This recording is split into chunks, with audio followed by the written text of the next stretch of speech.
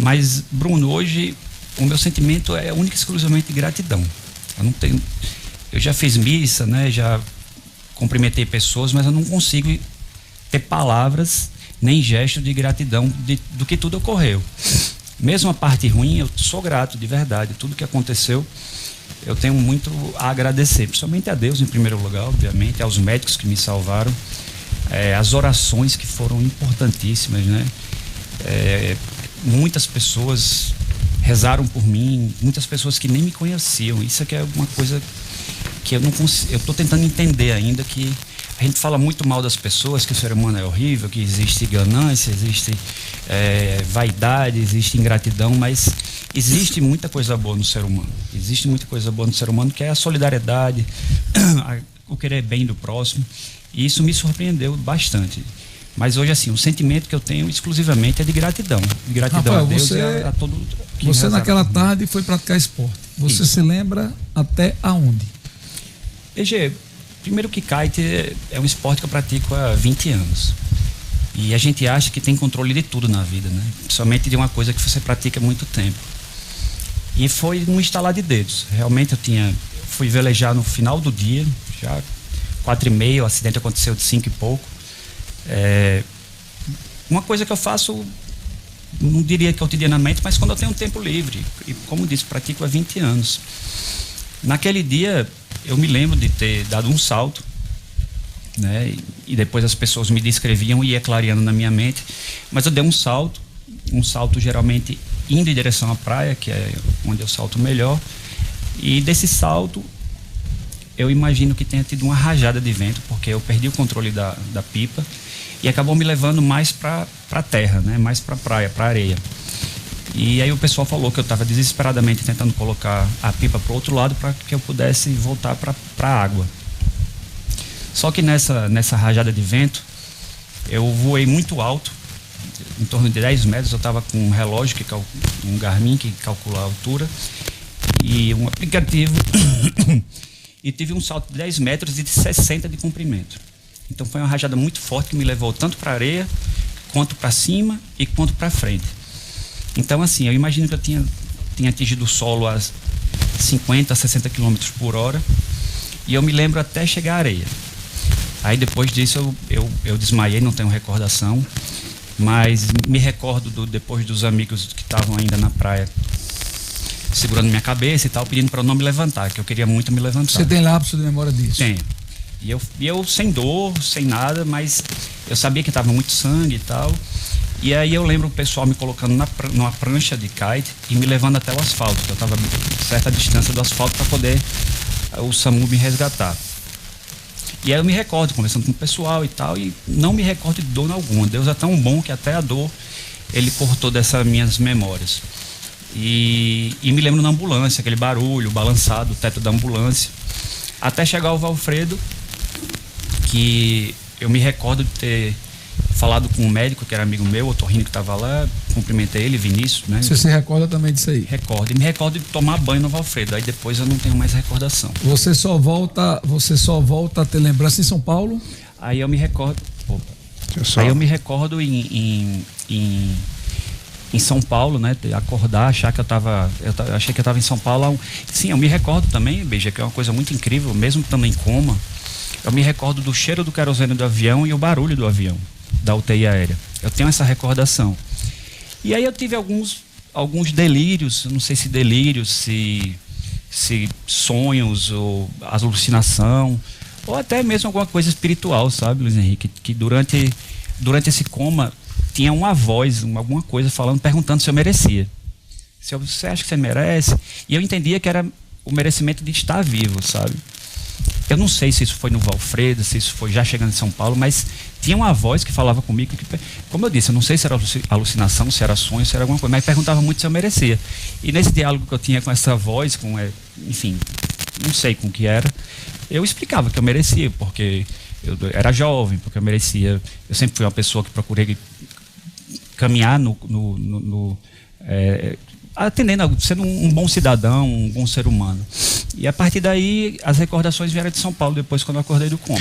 Rafael, esse programa tem uma audiência muito grande e Sim. Eu queria aproveitar a tua presença aqui para fazer uma pergunta sobre por que vale a pena viver? Porque certamente, ainda que inconsciente ou consciente, como você disse agora, você travou uma batalha tremenda para continuar vivo e hoje aqui não só vivo, mas com saúde. Isso. Você disse a nós aqui que está com algumas dores e tal, mas é impressionante. Há 45 dias nós estávamos aqui a semana inteira comentando isso.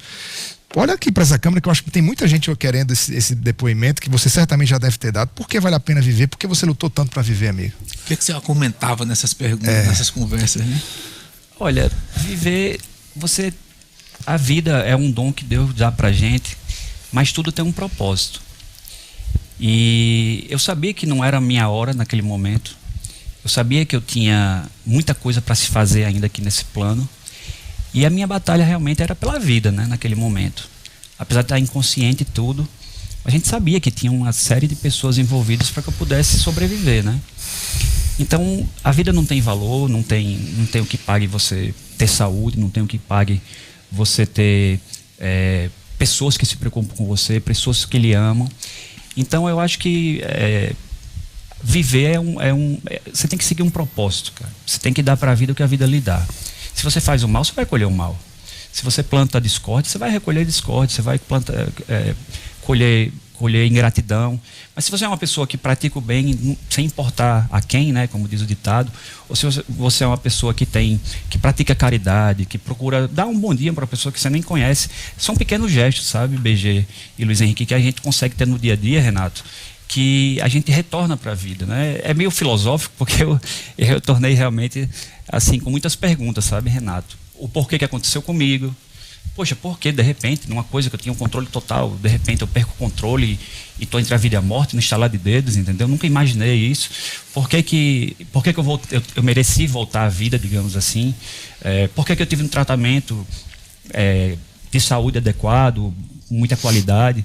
Então você se questiona muito e tenta fazer esse diálogo com Deus mesmo. Por que Deus? Por que aconteceu essa coisa ruim, essa tragédia? Por que eu me recuperei? Por que eu me recuperei tão rápido? E você às vezes não tem respostas. É a mesma coisa de você passar por um problema financeiro, passar por um problema com alguma pessoa que você tinha uma relação muito boa. Tudo tem um propósito. Deus fez isso para mim. Então, assim, viver é uma dádiva que a gente tem que retornar para a vida, esse dom que Deus nos dá. Você claramente está abatido, você emagreceu bastante. Isso. Né? Mas você tem alguma sequela do acidente? Tem alguma coisa que você não possa fazer? Por exemplo, kitesurf, você vai voltar ao esporte. Fisicamente você está 100%, mentalmente você está 100%, ou ficou alguma sequela de todo esse trauma? Não, logo que eu retornei do coma, né, que eu acordei, eu tinha reflexões noturnas absurdas, né? Como eu disse, esses porquês. Mas hoje eu já aceito tudo, sabe? Eu aceito e eu tenho certeza que o propósito, a razão de tudo, isso virão respostas ao longo do meu caminhar, né? Mas sequelas físicas, eu tenho um novo corpo, né? Eu tenho hoje 19 parafusos, 2 hastes, 3 placas no peito, um hematoma no coração, tenho cicatrizes enormes. Estou abatido, estou magro, mas eu tenho a mesma alma. Isso é que é o mais importante. Permaneceu em mim a mesma alma de respeitar as pessoas, de querer bem as pessoas que até às vezes não gostam tanto da gente, mas limitações físicas, eu sinto muitas dores nas costas, né? Que eu tenho hoje praticamente 6 vértebras travadas para poder cicatrizar, na verdade, calcificar novamente 2 vértebras que quebraram, que foram... Até Deus é tão bom que até a forma que a vértebra quebrou preservou minha medula. Mas já existia um pedaço de uma vértebra que estava pressionando a medula. Minha medula estava sofrendo. Então, assim, qualquer movimento que eu fizesse poderia realmente ter alguma coisa que eu pudesse perder o movimento das pernas. Então, assim, literalmente, o médico me mostrou que por 1 milímetro eu não fiquei paraplégico. E desse período, desde o começo do acidente, do que você se lembra, do que você não se lembra, que os médicos lhe passaram, quais foram os momentos mais críticos que você passou? Olha, o momento mais crítico que eu tive foi no Valfredo. Eu tenho aqui, eu digo hoje, agradeço demais a doutor a Eustácio, a doutor Diogo, que foi um anjo na minha vida, ao doutor Henrique Mota, a todos os técnicos de enfermagem, enfermeiros, maqueiros, seguranças, o pessoal do SAMU, que foi assim absurdamente incrível, a João Gabriel, que é do SAMU, hoje um grande amigo meu. Agradecer também a Romerito. Deus colocou um médico do SAMU no meu acidente, que estava velejando na hora.